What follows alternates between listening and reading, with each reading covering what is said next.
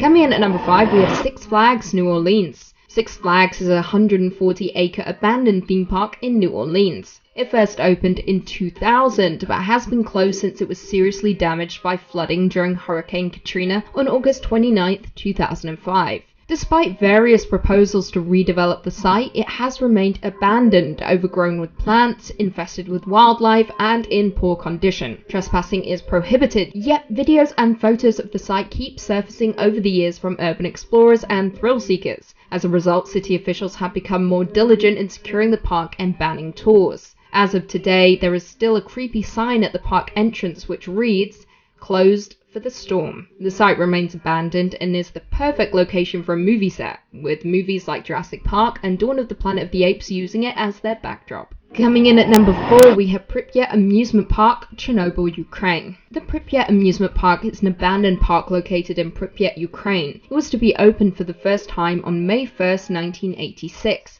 in time for the May Day celebrations. But these plans were cancelled on April 26, when the Chernobyl nuclear disaster occurred a few kilometers away. Constructed under the Soviet Union, the amusement park includes 5 attractions: the iconic Ferris wheel, bumper cars, paratrooper ride, and a carnival shooting game. The park was briefly accessible to locals, but they were forced to evacuate as reports of dangerously high levels of radiation in the area started to emerge. Theories that the park hurriedly opened in the aftermath of the accident distract Pripyat residents from the unfolding disaster seem to be substantiated by the fact that some of the rides were never fully completed. In any case, the park, particularly the Ferris wheel, had become a new symbol for the Chernobyl disaster. Radiation levels around the park vary. The liquidators washed radiation into the soil after the helicopters carrying radioactive materials used the grounds as landing strip, so concrete areas are relatively safe. However, areas where moss is built up are among the highest levels of radiation in the whole of Pripyat. Today, the park remains untouched, and with the unused rides gradually disintegrating and being consumed by mold. Number 3, Joyland Deaths.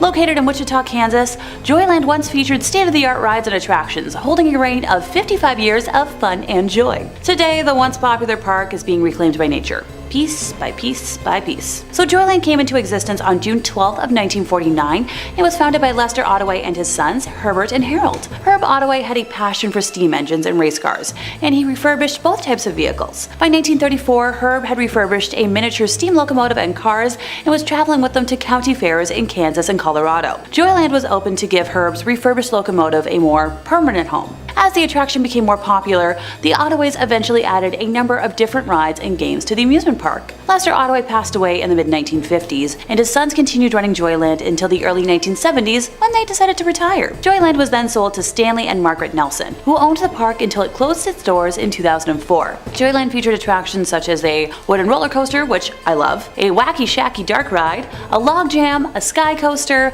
bumper cars, a carousel, and a Ferris wheel. On April 6th of 2004, a 13-year-old girl was enjoying a Ferris wheel ride with her friends when the restraint bar holding them in came undone. The young girl fell more than 30 feet, suffering multiple head, arm, and leg injuries. The Ferris wheel was immediately closed while both private and federal investigators looked into whether everything was safe and up to code. The ride was later reopened after these investigations were wrapped up.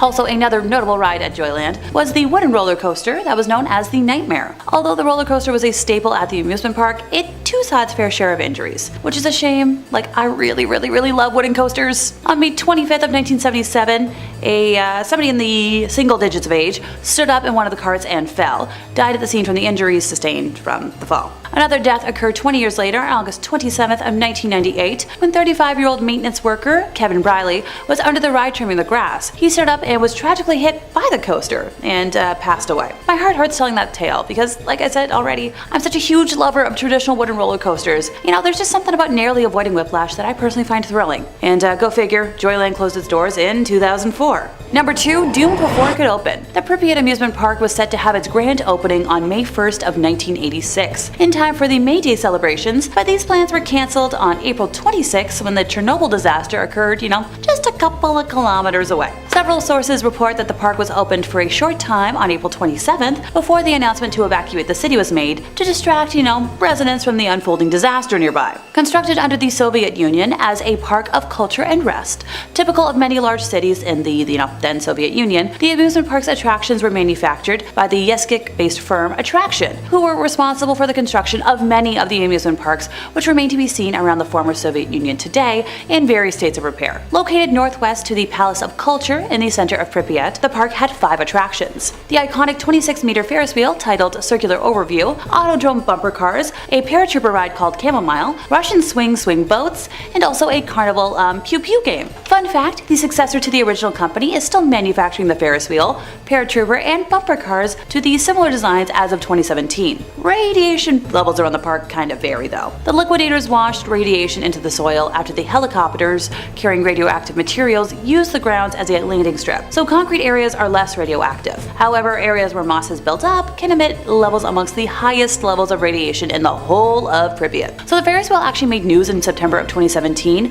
when Polish tourists turned it mechanically for the first time since 1986. Thankfully, they returned it back to its original position, but kind of neat that it could still work. Number 1. A cursed history. Lake Shawnee Amusement Park opened its doors in 1926 when proprietor Conley Snidow Sr. purchased the land. His vision to build a place for local families to relax and enjoy time together was realized as the coal miners from local towns descended on it each year, making it a fantastic destination for summer vacations. The park was full of activities. It featured a man-made swimming lake, a racetrack, concessions, and cabins for visitors, looking for an overnight stay. The big cornerstones were the Ferris wheel and the swings, 2 rides that were popular with everyone who spent time at the park. And you know what? That all sounds pretty idyllic to me. Tragedy, though, began to grip the amusement park in the 1950s, when several deaths shocked locals. A young girl's life ended on the swing ride when a delivery truck backed into her seat, killing her in place. Another youngster lost his life when he drowned in the swimming pool after his arm got stuck in a drain pipe. And by 1966, this amusement park closed its doors to the public, and the land sat dormant for decades. In the 1980s, the park again welcomed visitors when Gaylord White acquired the land and set out to restore it to its former glory. In addition to purchasing a Ferris wheel, he found a swing ride that seemed just like the swings that once thrilled guests. Now, fun fact, when they installed the swings on the property, they realized the swings weren't just similar, they were the exact same swings from years prior, something that they decided to advertise during the grand reopening. The Lake Shawnee Amusement Park welcomed tens of thousands of visitors during its second run, which ran for just 3 years in the 1980s. Unfortunately, high insurance prices forced the White family to close their doors for the second and final time after those couple of short seasons, forcing them to pivot to other activities to keep the land active. They hosted fishing tournaments in what used to be the swimming lake, and they planned to create a space on the property for mud bogging, a motorsport the family knew would draw crowds to watch. While excavating a mud bogging track, the White family made a series of surprising discoveries that added depth to the property's history. For starters, the park was built over a Native American burial ground, with an archaeological dig uncovering 13 bodies, mostly young folks. In the 1700s, the property was the active home base for the Native Americans until they seemed to suddenly disappear. Among the bracelets, clothing, and tools that excavators found, they also found mass graves that suggested as many as 30,000 people had been buried on the property. But, that's not the darkest history of the land.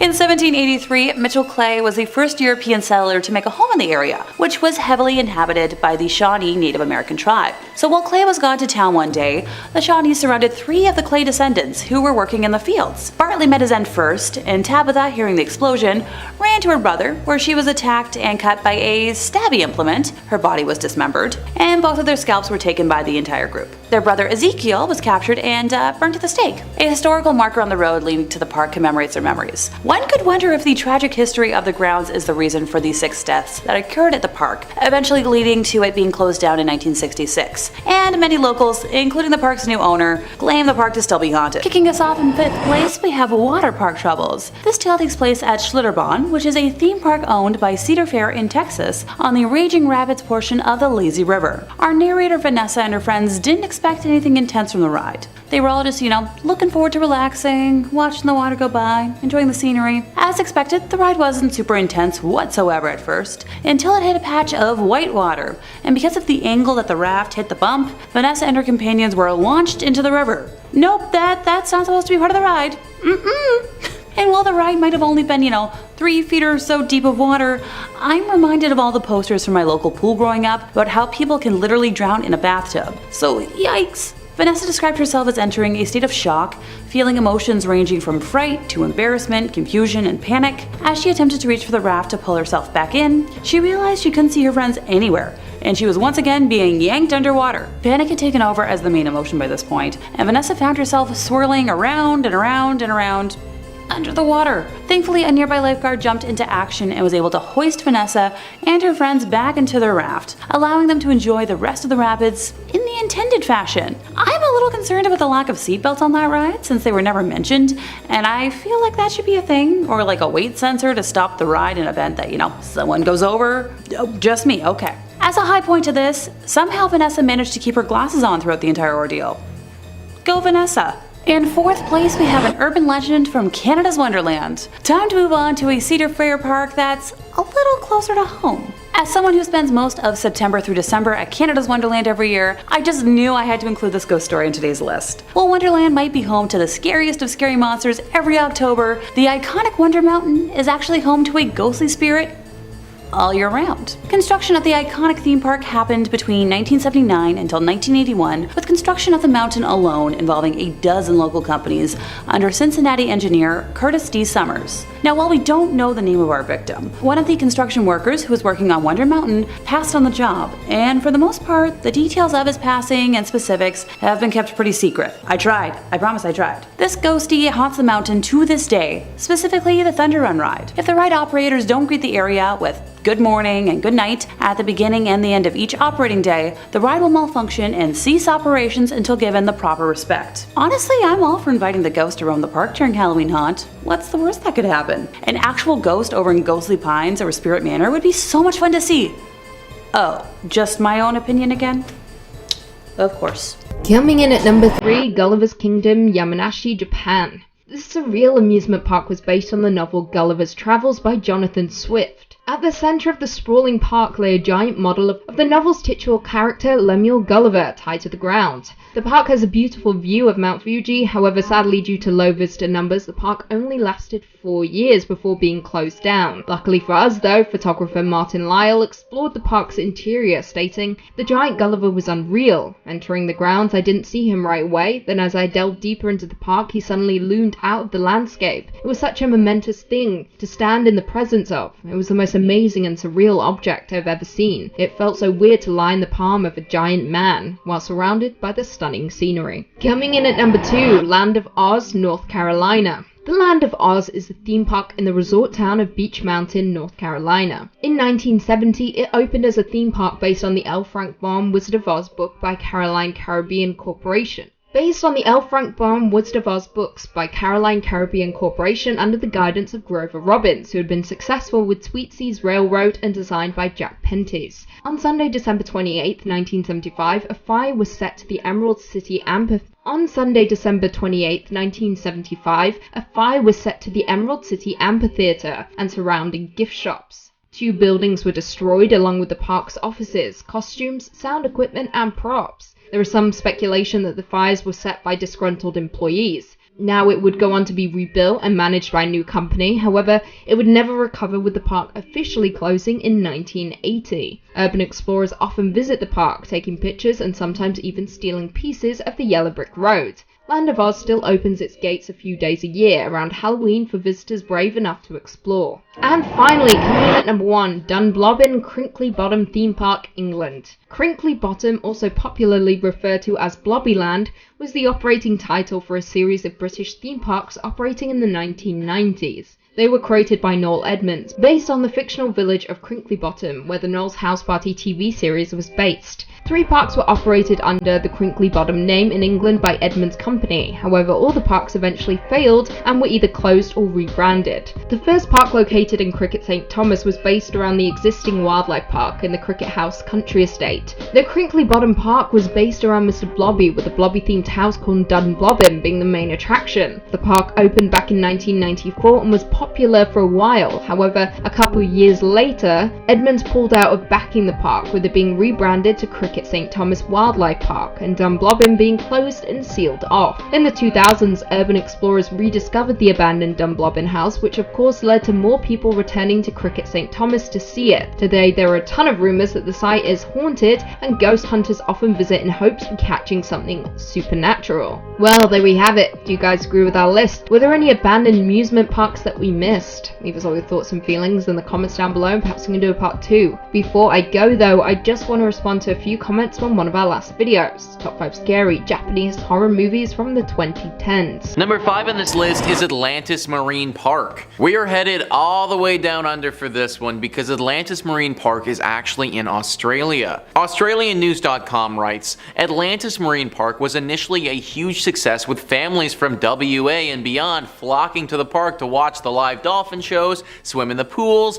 ride pedal boats, and have their obligatory photo with King Neptune, a huge statue at the entrance to the park. However, in 1990, just 9 years after opening, Atlantis shut its doors. Western Australia's boom never eventuated, and the 1987 stock market crash put a halt to prosperity. Atlantis closed due to financial difficulty and was left abandoned. It has since been damaged by vandals and has become overgrown and derelict. Old statues can still be found scattered throughout the grounds, as well as broken walls and concrete pools. For years, it was no man's land, popular with dog walkers. However, just last month, the iconic King Neptune was restored to his former glory after a petition by locals who started an online campaign for something to be done with the ruins. Well, I'm glad to see that Neptune is looking fresh again, but I don't know how long he'll stay that way. Apparently, this place, when the sun goes down, is home to some evil creatures. Four-legged mutant things with glowing red eyes that hiss and are nothing that we know of from this world. Now, this could be a bunch of baloney, but that's what some people have reported seeing when they've explored this place at night. Probably safe to go during the daytime, just make sure you set an alarm for 6 p.m. to get out of there if you do go. Number 4 on this list is Crinkly Bottom Theme Park. This one, to my understanding, has been demolished, but it still deserves a spot on this list because of how creepy it was when it was around. Mr. Blobby was a TV caricature in the early 1990s. He was featured on one of Britain's most successful late-night Saturday television shows and was this big pink blob creature with a bow tie on. This was a comedy television show, and this blob thing didn't lack any of that. He would often engage in annoying antics with celebrity guests and become a bit of a British television phenomenon. Well, Mr. Blobby was successful enough that he of course needed toys, merchandise, and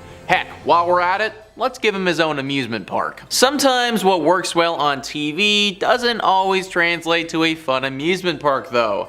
Crinkly Bottom was what they called it, and it opened up in 1994. This annoying sidekick's popularity didn't last forever though, and this amusement park's life was very short-lived. The place shut down in 1996 because it simply was not making enough money. Then it faded away into obscurity and everybody forgot about this interesting little business venture. That was until 2009 though, when some urban explorers stumbled upon it again. The once bright and beautiful Blobby Land looked like something straight out of a horror film. It was worn and gross and just reeked of evil. Animals had taken up residence there, and based on how the place looked, it wouldn't have been surprising if some sketchy characters once did business there too. You can't visit it now because it's demolished, but you really shouldn't have been going when it was around anyways. In third place, we have the Warner Brothers Jungle Habitat. Originally opening on July 19th of 1972, this now abandoned park closed its doors by 1976, which is a really bad timeline for a theme park that was technically never completed. The first time Jungle Habitat made headlines was only months after it first opened for business, when an Israeli tourist named Abraham Levy was riding through the safari in a taxicab and decided to roll down the window to get a better look at some of the animals roaming around. 2 lions attacked the car and mauled the 26-year-old tourist, causing lacerations to his face and shoulder. He took credit for the harm, citing his own foolishness, which helped to dodge, I guess, like a media onslaught. For the most part. By the end of the year, reports of animals escaping into the wilds of West Milford, which is where the park is located, were far too many in volume to be ignored. Besides the sightings of harmless animals like peacocks, there were numerous rumors spreading about dangerous animals such as like a pack of wolves and a lion being sighted along like local roads. Okay, look, I grew up in the land of moose, and I wouldn't want to see one of those on the side of the highway.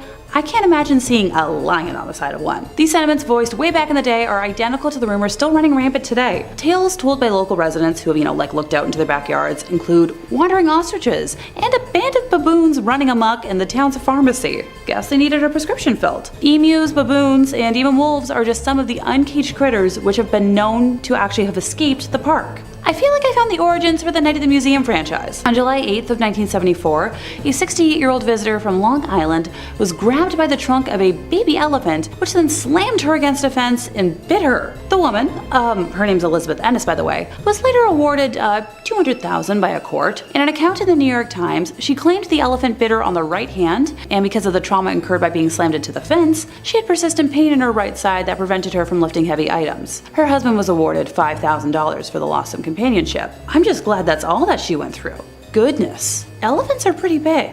The animals also had a tendency to damage the cars that passed through. An e-museum for the park that exists online now says that the tigers like to bite and pop car tires, and monkeys like to rip antennas off the cars. Sounds like a lack of good animal training and boundaries to me, but I'm no animal expert. Right after the park closed in October of 1976, some of the animal carcasses were left outside. This pile grew until, 30 animal bodies, including that of an elephant, a bison, a camel, and some zebras, were all left lying until April, when the ground had thawed enough to finally bury what was left of them. The 6 months that they were left exposed was a violation of state laws, which stated that any animal should be buried within 48 hours of its passing. Despite this violation, Warner Brothers were not sanctioned. Jungle habitat is gone now, but never forgotten. Reports of mysterious kangaroo sightings in remote corners of West Milford still turn up from time to time. Be careful, kangaroos hurt. In second place, we have the Joyland deaths. Located in Wichita, Kansas, Joyland once featured state-of-the-art rides and attractions, holding a reign of 55 years of fun and joy.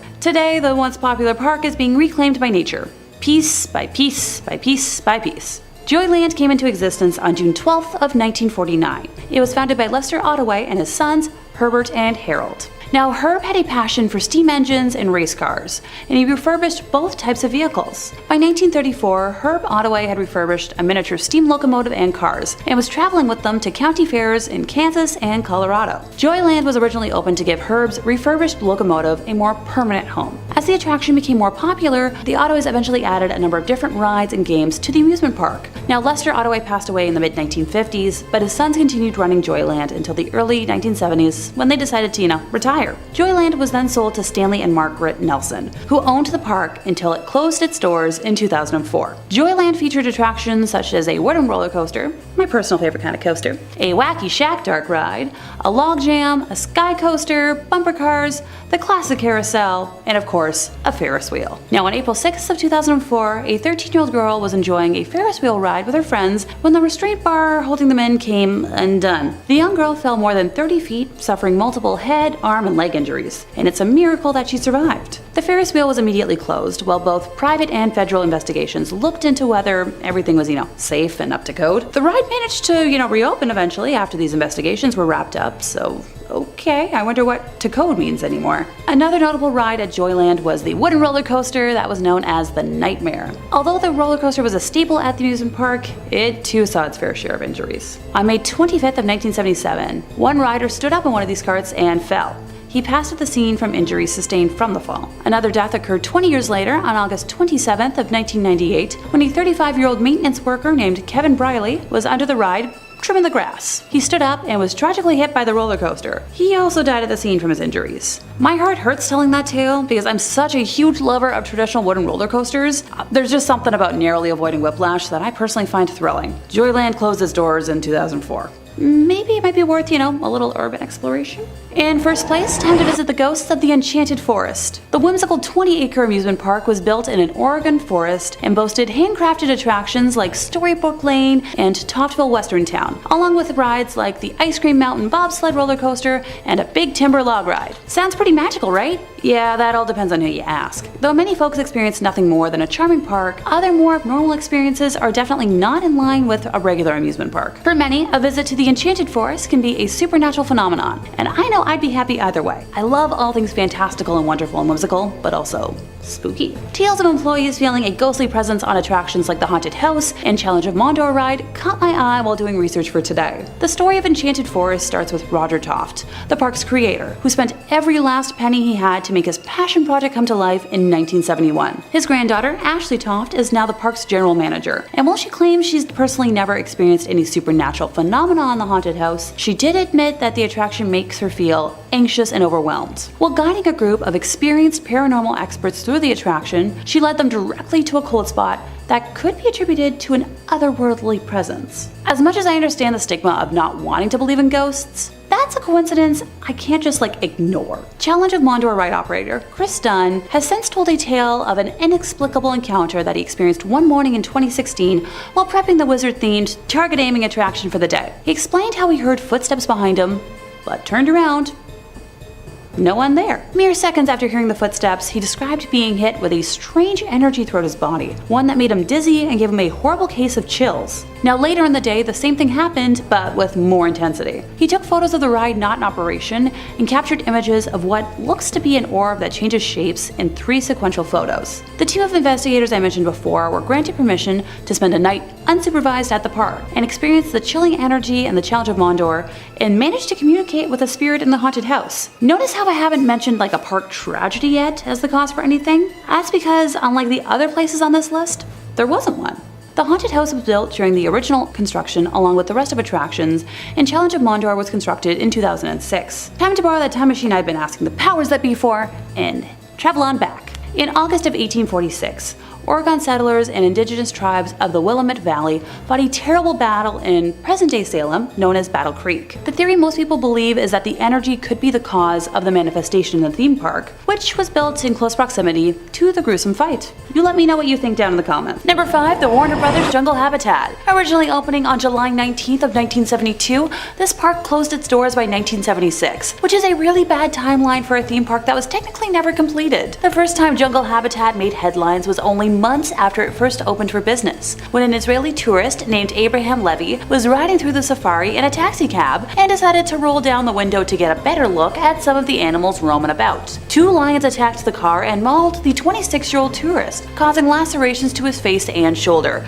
He took credit for the harm, citing his own foolishness, which helped to dodge a media onslaught. Well, for the most part. By the end of the year, reports of animals escaping into the wilds of West Milford were far too many in volume to be ignored. Besides sightings of harmless animals like peacocks, there were rumors spreading about dangerous animals such as a pack of wolves and a lion being sighted along local roads. These sentiments, voiced 28 years ago, are identical to the rumors still running rampant today. Yep, you heard me, today. Tales told by West Milford residents who have looked out in their backyards include wandering ostriches and a band of baboons running amok in the town's pharmacy. Emus, baboons, and even wolves are just some of the uncaged critters which were known to have escaped the park. I feel like I found the origins for the Night at the Museum franchise. On July 8th of 1974, a 68-year-old visitor from Long Island was grabbed by the trunk of a baby elephant, which then slammed her against a fence and bit her. The woman, Elizabeth Ennis, was later awarded $200,000 by a court. In an account in the New York Times, she claimed the elephant bit her on her right hand, and because of the trauma incurred by being slammed into the fence, she had persistent pain in her right side that prevented her from lifting heavy items. Her husband was awarded $5,000 for loss of companionship. So the animals at the park also had a tendency to damage the cars that passed through. An e-museum for the park says that tigers like to bite and pop car tires, and monkeys like to rip antennas off of cars. Sounds like a lack of good animal training and boundaries to me. So right after the park closed in 1976, some animal carcasses were left outside. This pile grew until 30 animal bodies, including that of an elephant, a bison, a camel, some zebras, were all left lying until April, when the ground had thawed enough to finally bury what was left of the bodies. The 6 months that they were left exposed was a violation of state laws, which stated that any animal should be buried within 48 hours of its death. Despite this violation, Warner Brothers was not sanctioned. Jungle Habitat is gone now, but not forgotten. Reports of mysterious kangaroo sightings in remote corners of West Milford still turn up from time to time. Number 4, Under the Sea Gone Wrong. Disney's River Country was the first water park at Walt Disney World, and possibly the first themed water park ever. Look, as much as I love Disney World, and I'm mentally planning my next trip back, I'm here to call a spade a spade. Some consider River Country to be the first water park anywhere, but that depends on how you define a water park. Yes, River Country opened almost a year before Wet n Wild in Orlando, but there were public pools and lake parks with water slides and other aquatic play equipment long before River Country opened. So just as Disneyland had reinvented the amusement park 21 years earlier, River Country reinvented aquatic recreation. The water park's grand opening was on June 20th of 1976, and on Thursday, August 28th of 1980, a sad Associated Press story appeared in newspapers throughout North America. It was reported that a rare but deadly disease caused by an amoeba found in Florida freshwater lakes had claimed its fourth victim, a New York youngster who had spent his vacation swimming at River Country. The disease, amoebic meningoencephalitis, attacked the nervous system and brain. You don't want to know how many tries it took me to say that. The youngster died after the amoeba entered his nose, went through the nasal passage, and attacked the nervous system, including the brain. Investigators from the U.S. Center for Disease Control in Atlanta and the New York Health Department pinpointed River Country as the source of the amoeba after the parents reported that the amusement park was the only place where he went swimming. So photos and maps of River Country show that the park had two bodies of water. The smaller one was a clean, clear swimming pool. The larger one appeared to be a natural cove, completely open to Bay Lake, which is the largest natural lake at Walt Disney World. At some point in the 1990s, Walt Disney World banned swimming in its lake. The 1995 map of Walt Disney World still included the resort's beaches under the swimming section, whereas the 2000 edition made it clear that the beaches were strictly for sunbathing. But River Country stayed open. There was never another death from amoebic, very long word that I'm not going to try and say again, linked to River Country. But there were two drownings, one in 1982 and the other in 1989. So River Country had its normal seasonal closing at the end of the 2001 season, but when the time came for it to reopen for the 2002 season, it didn't. River Country never reopened. Number 3 on this list is Boblo Island. I had to include Boblo Island on this list to give a bit of a shout out to Ontario, where your boy grew up. Boblo Island was wildly successful for a time and operated for nearly a century. As with a lot of places on this list though, it couldn't seem to power through the 90s and had to shut down. Reader's Digest says, picture an 1898 Victorian amusement park, music from an organ grinder, women's skirts swishing around the dance hall, children's laughter echoing from various newfangled rides. That's what this theme park on Boys Blank Island, nicknamed Boblo, near Detroit on the Canadian side of the Detroit River, was to residents alike. Its doors were shut nearly 100 years later in 1993, and the area is now closed to the public. But you can boat or kayak by the remains, listening for the ghostly sounds of long past visitors. While you can't stay here overnight, you can rent these 8 haunted places on Airbnb. Being on an island really adds to the creepiness for me, I think. Like this place, from all the pictures I could find, it really looks totally detached from all other society. Basically meaning that whatever happens here, you are totally by yourself. Like there is a new set of rules for this island. There have been stories that something lurks here, a spirit or something dark. Be very careful if you ever go to Boblo Island. Number 2 on this list is Pripyat Amusement Park. Pripyat is a town that we've talked a lot about on this channel already. In fact, it was recently featured in a video where we looked at the top 5 mysterious towns that are completely abandoned. Pripyat is a ghost town in northern Ukraine and near the Ukrainian and Belarus border. It was named after the nearby river Pripyat and was founded in 1970. Right in the town is a small amusement park that once looked quite fun and had plans to grow into a big Ukrainian park that people might flock to. Those dreams were never realized though, and now it sits in complete and utter disarray. Those dreams were never realized because of the horrible accident that occurred in 1986. You see, the town of Pripyat was basically established to serve the Chernobyl nuclear power plant. When it was first built, it was a closed town basically only for the workers of this place, but it grew and grew as time went on, and at its height had a population of just under 50,000 people. I don't need to go into too much detail about the accident as a whole, because I imagine that you guys are all pretty aware. But basically, this was the worst accident of this nature in human history, and for all our sakes, we need to hope that it never happens again. The radiation damage was absolutely massive, and right after it happened, the entire town of Pripyat had to be evacuated. That, of course, has left the amusement park, right in the middle of this town, completely abandoned as well. Not a lot of people have gone to this town or park since this incident occurred. For a long time, it wasn't safe to set foot within a set radius of the blast. Those who have been brave or foolish enough to set foot into this town and explore the amusement park have reported some strange and scary findings. Rumor has it that some sort of entity lives there. something dark and evil calling this abandoned place home. A nasty and sinister entity that doesn't like to be disturbed. There have been talks of this being some type of shadow creature or potentially a beast like a werewolf of sorts. Either way, the people who visit this place feel an overwhelming sense of dread when they're there. They also feel as if they're unwelcome, like they entered somebody's home who doesn't want them there. There are multiple reasons why this amusement park is abandoned, so I'd stay away if I was you. And finally, number 1 on this list is Six Flags. Now, I don't mean Six Flags as a chain or anything like that.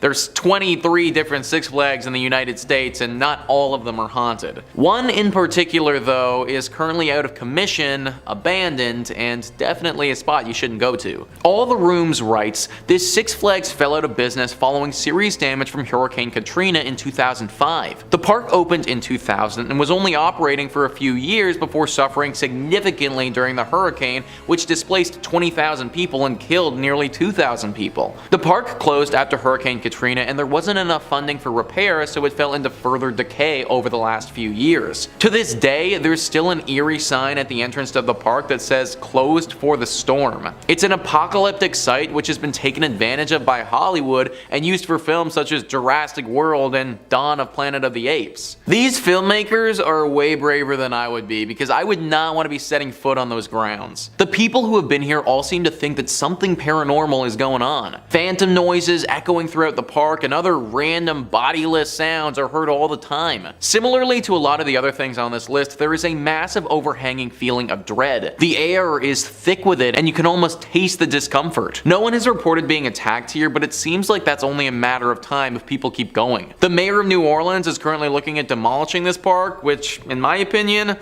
probably for the best.